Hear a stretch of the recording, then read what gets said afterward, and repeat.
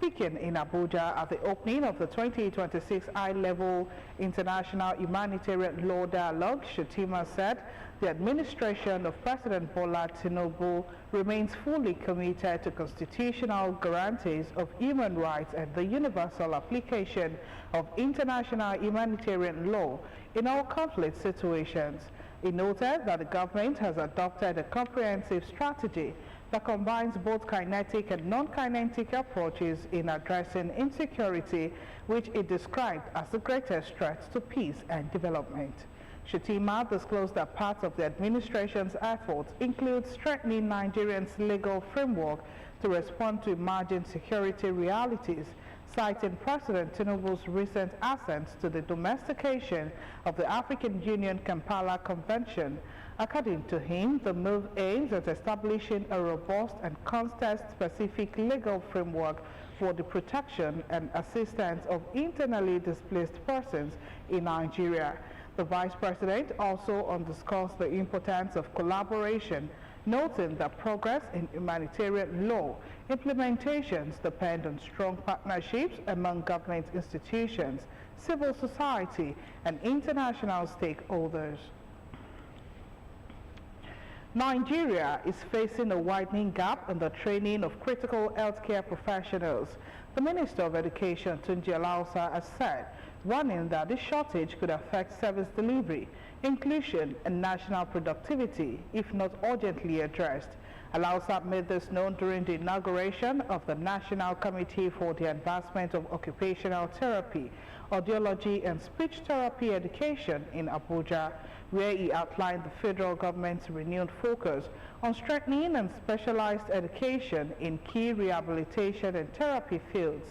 Alausa pointed to growing needs across hospitals, schools, and communities, stressing that the demand for trained professionals in these areas continues to outpace supply. According to the minister, these disciplines play a vital role beyond healthcare, contributing to inclusive education, social integration, and workforce productivity. He warned that the shortfall has far-reaching implications for workforce development and the country's ability to meet international standards. The minister said federal government is working through relevant institutions, including the National Universities Commission, to improve quality assurance and expand academic programs, while also collaborating with funding and regulatory bodies to ensure sustainability. The federal government has reiterated its commitment to revitalizing Nigeria's cooperative sector as a major driver of food security, job creation, and inclusive economic growth. The Minister of State for Agriculture and Food Security, Aliu Abdullahi, made this known during the 8th National Council on Cooperative Affairs held in Abuja. The minister emphasized the critical role of cooperative in national development, stating that the place of cooperative in the renewed hope agenda cannot be overemphasized. Cooperatives remain one of Nigeria's most powerful people-driven economic engines. He noted that cooperatives serve as the backbone of key sectors, including food production and distribution, rural and community development, housing and microfinance system, transportation and market organization, as well as youths, persons with disabilities, and women empowerment and MSME sustainability.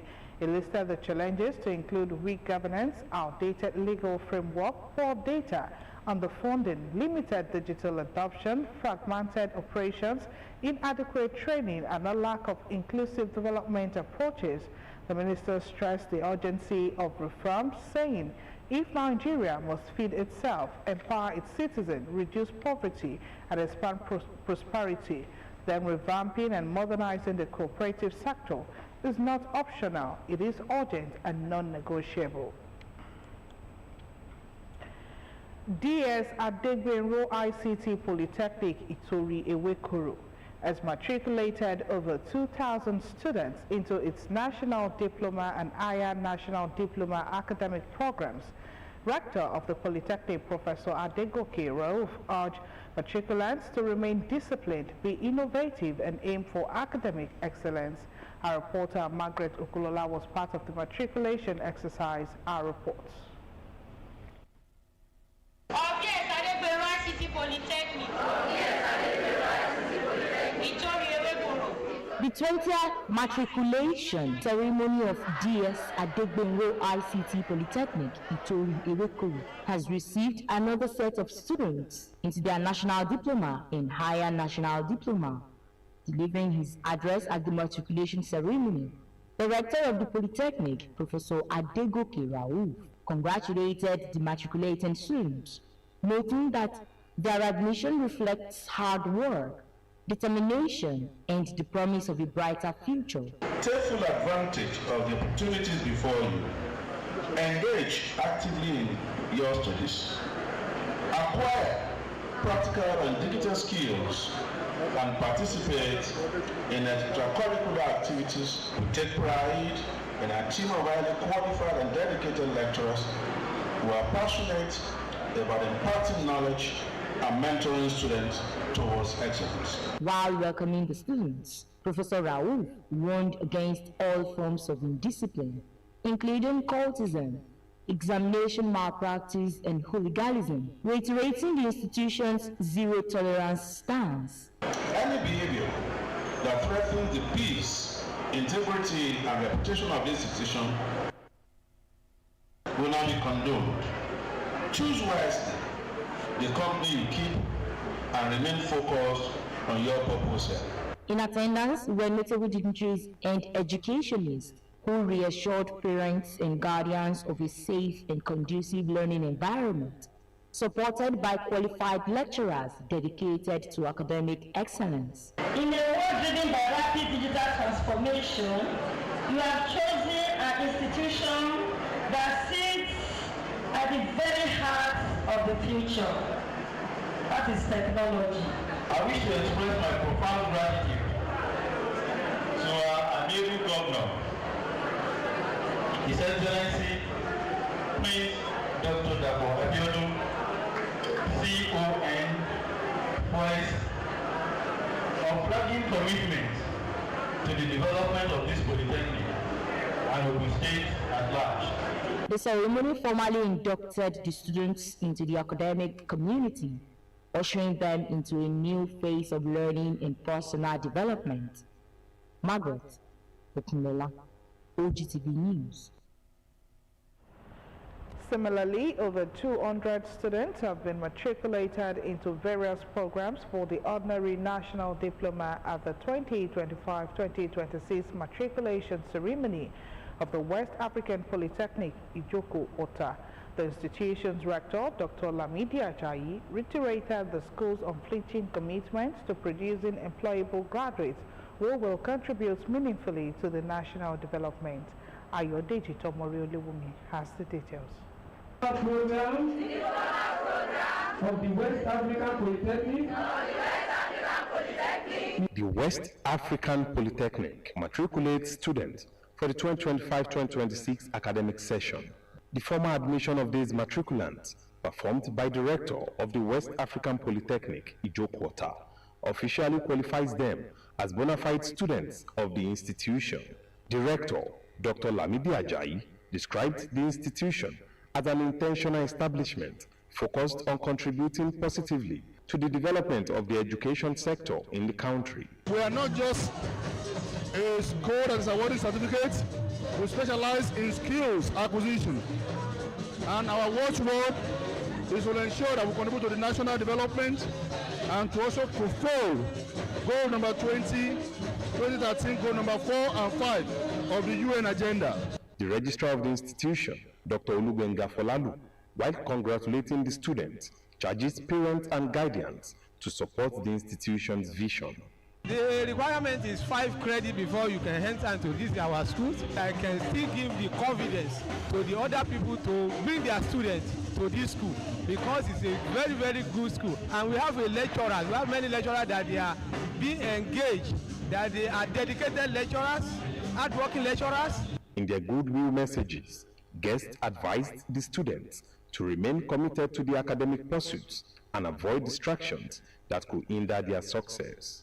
Let your academic efforts receive accolades and awards of recognition. Be futuristic and focus on your goals. Develop positive attitudes. Remember, you are the ambassador of the school. through you, a lot of others will come in. And whatever behavior you show outside will indicate the type of discipline that is existing in the school. According to the school registrar, the institution offers national diploma programs in various fields, including accountancy and mass communication. He said prospective students can access more information through the institution's official website, wapoli.edu.ng. Ayodeji Tomori Olumimi, OGTV News.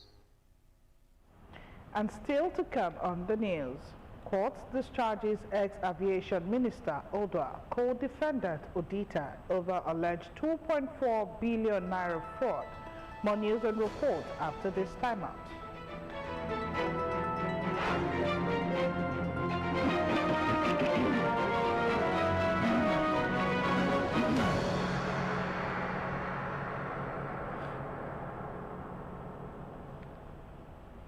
You're still watching the comprehensive news package on OGTV.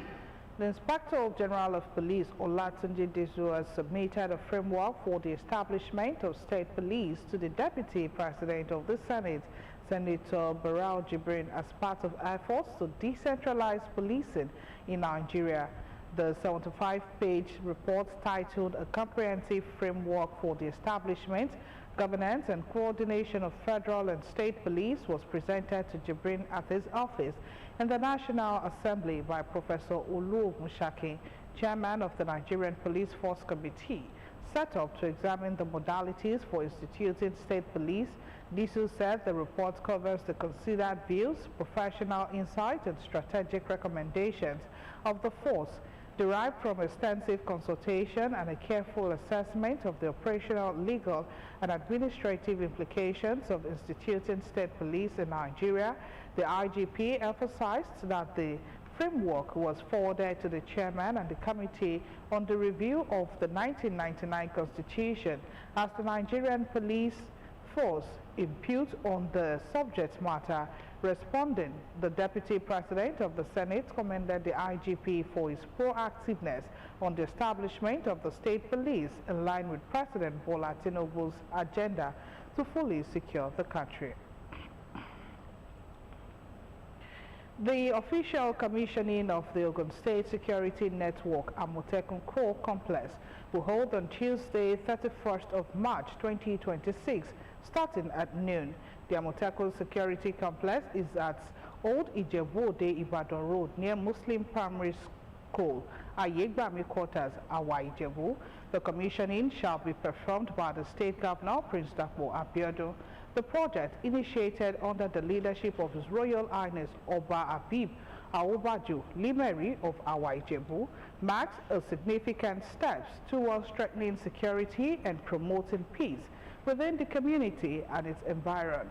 In a statement, all residents, stakeholders, and well-wishers are invited to attend and be part of the landmark event.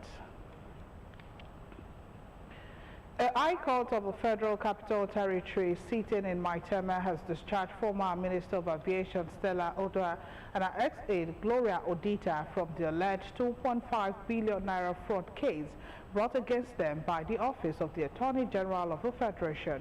Justice Amza Mwazu issued the discharge order after the prosecution informed the court it had discontinued its case against them and filed an amendment charge, naming only two firms linked to the ex-minister as defendants. The firms are Sabora International Limited and Global Offshore and Marine Limited. When the case was first called, prosecuting lawyer Rotimi Oyedepo told the court that based on plea bargain talks between parties, the prosecution had failed an amended charge. When the issue of representation for the firm arose, lawyers for the parties sought time to address it, following which the judge stood down proceedings until later in the day. In the amended two-count charge, Sabora International was accused of unlawfully possessing 838 million naira, while Global Offshore was alleged to have unlawfully possessed 1.629 billion naira. When the case was recalled in the afternoon, the ex-minister stood as the representative of both firms and pleaded guilty on their behalf to the amended charge. Following the guilty plea entered for the two firms, Oyedepo urged the court to convict them and issue an order winding them up. Justice Mazu convicted the companies based on their guilty plea, issued an order winding them up, and further ordered that the 1.2 billion naira paid as restitution and the 780 million naira recovered during the investigation be forfeited to the federal government. Away from that story, the chairman of Obafemi Owode local government, Ambassador Larry Ogushola, has embarked on an inspection tour of infrastructural projects across the 12 wards of the council area. The chairman stated that these initiatives are designed to complement the grassroots development efforts of the Ogun State Governor, Prince Dapo Abiodun. During the tour, the council boss expressed satisfaction with the progress and work and confirmed that the project will be ready for commissioning in the near future. Elizabeth Esser reports.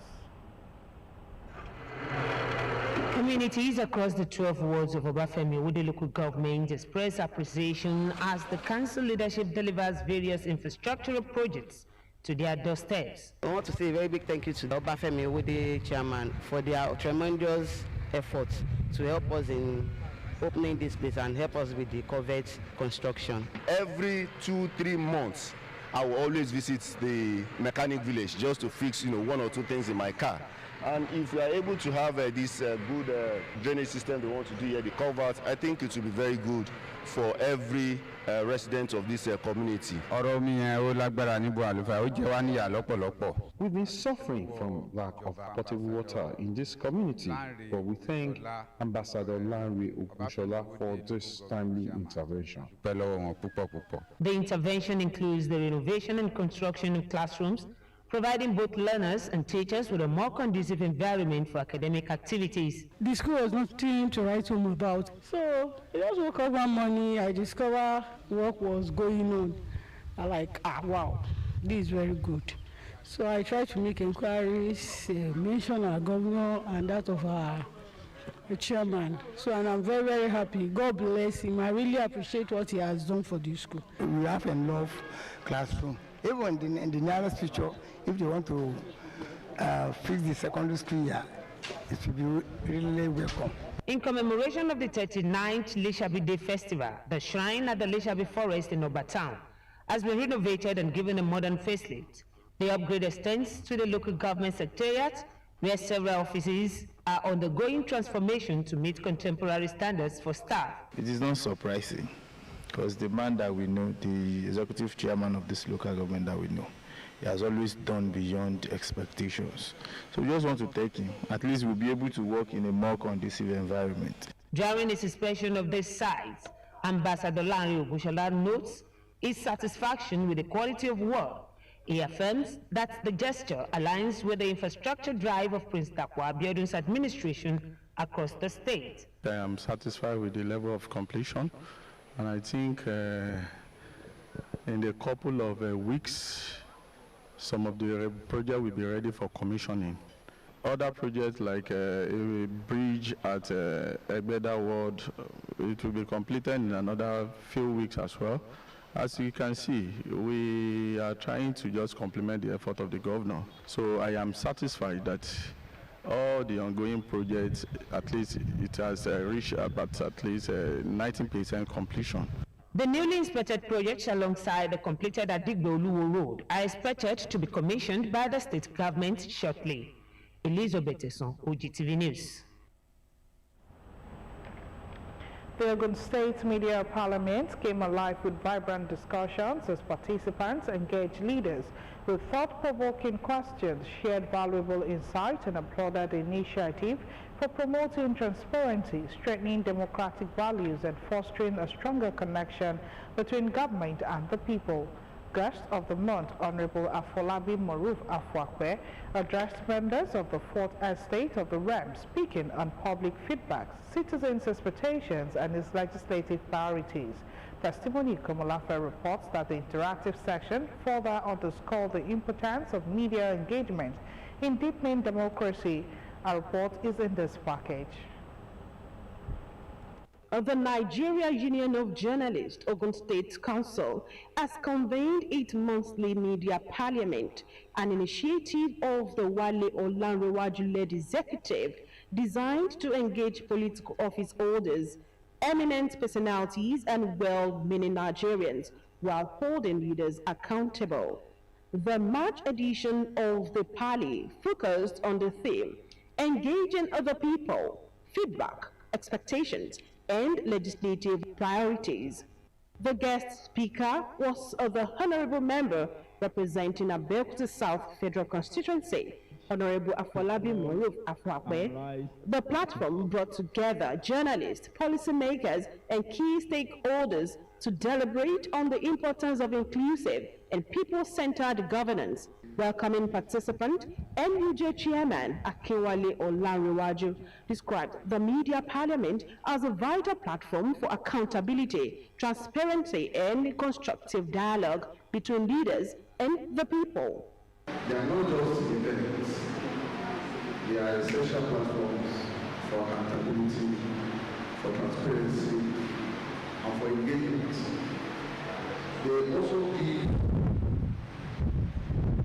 a very good opportunity for electorates. Honorable Afolabi Moruf Afwakwe emphasized that effective representation requires active listening and responsiveness to constituents. He noted that feedback remains a critical component of governance, adding that engagement through schools, market, and the media plays a key role in shaping legislative priorities. He also highlighted the need to focus on infrastructure, youth development, and economic empowerment. How can it be to have Adire village in Ogun State? If that comes to reality, we will have enough machine to train our people in modern way. We cannot continue using this archaic way and we are expecting a better result. And we are also working on that. Participants actively engaged in discussions, asked questions, and commended the Ogun NUJ for sustaining the media parliament as a credible platform that strengthens democracy and fosters mutual understanding between leaders and citizens. They also called for increased citizens' participation in governance, urging the public to engage their representatives and contribute meaningfully to the policy development. Political support is continued to build in Ogun West as members of Caucus 7202 in Yowo South local government endorsed the second term ambition of President Bola Ahmed Tinubu, the governorship aspiration of Senator Solomon Adiola, and declared support for Governor Dakmo Abiodun. The endorsement came during a well-attended meeting of the group held at Agility Market, where party loyalists and community members reaffirmed their commitment to the All Progressives Congress ahead of the 2027 general elections. Matthew Showme reports. Members of Caucus 7202 take their message of support across communities in Yewa South, mobilizing residents and converting backings for President Bola Tinubu's second-term bid and the governorship ambition of Senator Solomon Adiola, popularly known as Yayi. The mobilization train moves through key areas before converging at Agility Market for the official endorsement meeting. The gathering takes on a festive atmosphere with cultural and ethnic groups staging performances to express solidarity with the political movements. Addressing the crowd, Director General of Caucus 7202, Olasheni Koiki, says the large turnout reflects the people's readiness to work for the re-election of President Tinubu and support Senator Adeola's 2027 ambition. This is just one local government, and we have over 5,000 people for the event. And what does that tell you? It tells you the people are happy and that they have faith in the government. The local government coordinator of the group, Chief Babatunde Okiwole, assures that the caucus will deliver overwhelming support for both leaders and the area, urging residents to remain steadfast in their convictions. You can see the crowd by ourselves. You can see how there are people troop out from Ilaro, from different villages. And this is not the gathering of the political, the artisans, the retirees, and some of the civil servants. Some political leaders in attendance commend the people for their show of commitment and unity. The choice is already known to everybody. So it's not a question of advising them. Since 2012, up to now, we have done a lot of job here in Ogun West, including Egba. To know where we stand. Where we stand is that we are with President Bola Ahmed Tinubu for second term, and we support Senator Solomon Olamileko Adiola. I'm happy, and my message to them is that they should, as they come out today, I want them to come out during the election. Highlights of the event is the decoration of patrons and patroness of the group, alongside the presentation of a check of 2 million naira as support towards the purchase of the Senator's APC gubernatorial nomination form. Matthew Showme, OGTV News. Meanwhile, the Omoluabi movement, a prominent political group in Ogun State, has rebranded as the Yayi Progressive Movement ahead of the 2027 general elections. The decision was announced as in a press statement signed by the convener Armstrong Tokwe Akintunde. The statement notes that the rebranding reflects a natural progression in the group's political philosophy. According to Akintunde, the movement is entering a new phase following the successful completion of its previous political agenda. He explained that members of the newly rebranded group are committed to mobilizing support for all candidates of the All Progressives Congress in Ogun State, from the presidential election to the State House of Assembly races, with particular emphasis on supporting Senator Solomon Adiola's aspiration. The statement further emphasizes that Yayi's progressive movement aims to strengthen grassroots participation and promote progressive ideas rooted in inclusivity, civil responsibility, and accountable leadership.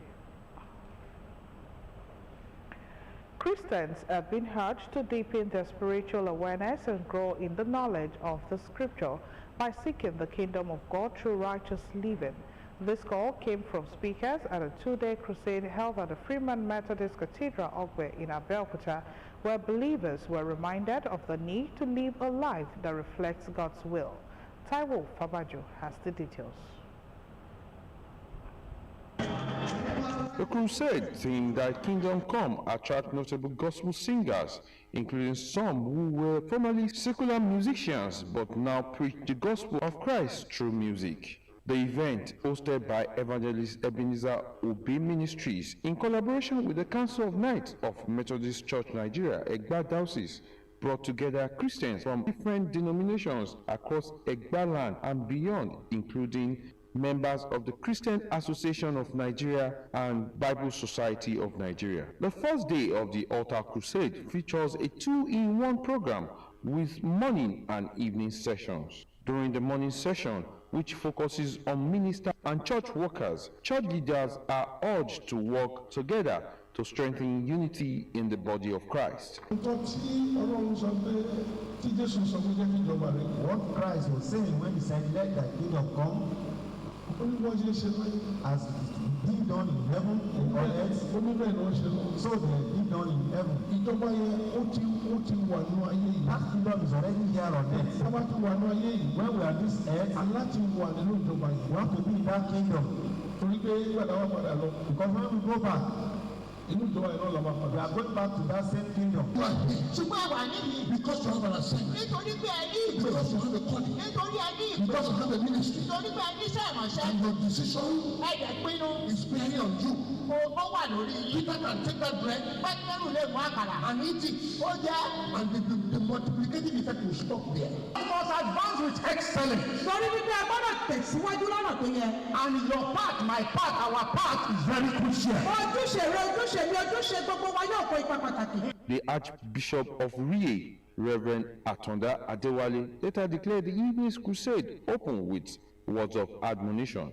In a sermon, the Bishop of Ijebu Diocese enjoins the congregation to submit themselves to God and live in obedience to His word. Don't obey God. You are not praising Him. If you don't humble yourself in the face, in the eyes of God, your praise is far away. Prayers are also offered for Egbaland and Ogun State as a whole. Other gospel artists who grace the event include Pastor Joseph Adelakun Ayewa and the Anyojesu gospel singers, among others. Taiwo Fabajo, OGTV News. Up next is business news with Dominic Ogbeha. Do stay with us.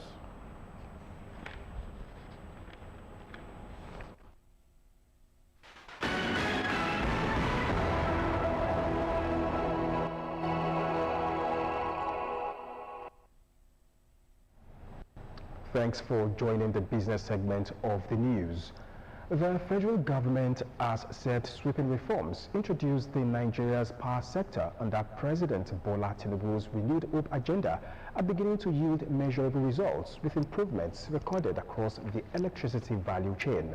These improvements recorded across the electricity value chain have attracted $2 billion in investment as the federal government cut liabilities to 146 billion naira.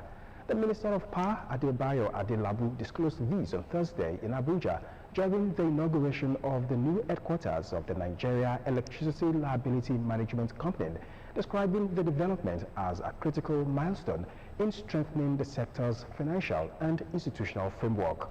Adelabu said the reforms anchored on policy overhaul, market liberalization, and institutional strengthening are repositioning the power sector for sustainability and increased private sector participation.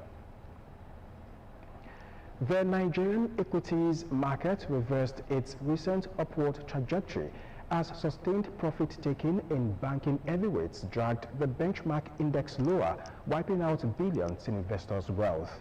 Data from the Nigerian Exchange Limited showed that the all-share index declined by 37 basis points to close at 2,925.75 points, resulting in a loss of 476.73 billion naira in market value, while the year-to-date return moderated to 29.12%. Market sentiment remained cautious throughout the session, reflecting an extended period of volatility as investors locked in profits from recent rallies, with analysts noting that buying interest was simply insufficient to sustain the market's upward momentum. The Director General of the Securities and Exchange Commission, SEC, Dr. Emomotimi Agama, has introduced a comprehensive 5-pillar reform agenda aimed at transforming Nigeria's capital market into a key driver of national development.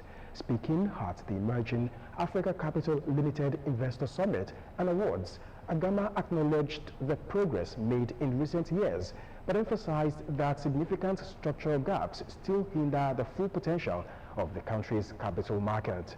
Agama highlighted that Nigeria's infrastructure deficit, estimated at over $100 billion, necessitated a well-functioning capital market, not just as luxury, but as an existential necessity for economic growth and development.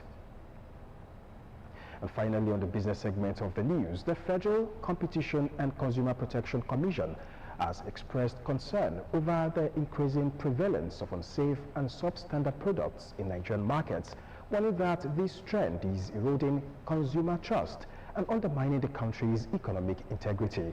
The Executive Vice Chairman and Chief Executive Officer of the FCCPC, Tunji Bello, raised the alarm in Abuja during the commemoration of World Consumer Rights Day 2026 and the 9th National Consumers Contest Awards. Speaking on the theme, Safe Products, Confident Consumers, Bello said the rising uncertainty around product safety is already affecting market behavior and consumer confidence.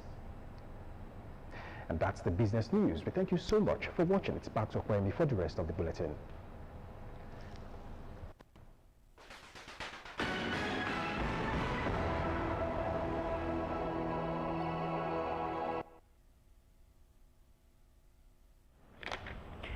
And from business, we now move to the foreign scene where U.S. President Donald Trump has warned Iran to engage in talks to end the Middle East war before it is too late after Tehran publicly spurned overtures to resolve the nearly 4 weeks conflict. Meanwhile, the European Parliament has backed legislation to implement the EU-US trade deal following months of uncertainty over President Donald Trump's tariff threats. Details are in this package. On the foreign scene, U.S. President